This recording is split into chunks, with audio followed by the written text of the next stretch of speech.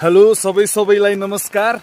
यो भिडियो चाहिँ विशेष जानकारीका लागि बनाइरहेको छु। धेरैभन्दा धेर सेयर गरिदिनु होला। काठमाडौँमा चाहिँ करिब 40 घण्टादेखि ननिष्ठ पानी परिरहेको छ।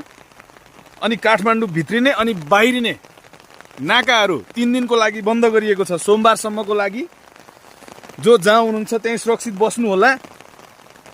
आदरणीय दाजुभाइ तथा दिदीबहिनीहरू, यसपालि 60 वर्ष यताकै सबैभन्दा ठुलो बर्सात भइरहेको छ देशभरि, अल नेपाल। यस कारणले अहिले हामी काठमाडौँमा हेरिरहेका छौँ। एकदमै ठुलो बाढीहरू एकदम आइरहेको छ र यहाँ पाक्न आँटेको धानहरू एकदम नष्ट गरिरहेको छ खेतीबाली। हामीहरू चाहिँ एकदम सुरक्षित छौँ। सबैजना जो जहाँ हुनुहुन्छ सुरक्षित बस्नु होला। कसलाई थाहा थिएन काठमाडौँ आउन नि पाइने छैन र यहीँबाट बाहिर जान नि पाइने छैन। बाटोमा भएको मान्छेलाई बाटोमै रेस्क्यु गरिरहेको छ नेपाली सेनाले, नेपाल प्रहरीले, सशस्त्रले।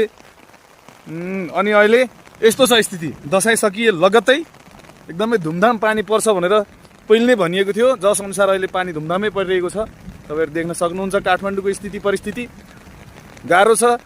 बिजुली बत्ती भन्ने चाहिँ गएको छैन अहिलेसम्म। एकदमै राम्रोसँग बिजुली आइरहेको छ काठमाडौँमा। काहीँ पनि 1 मिनट पनि लोड सेडिङ भएको छैन।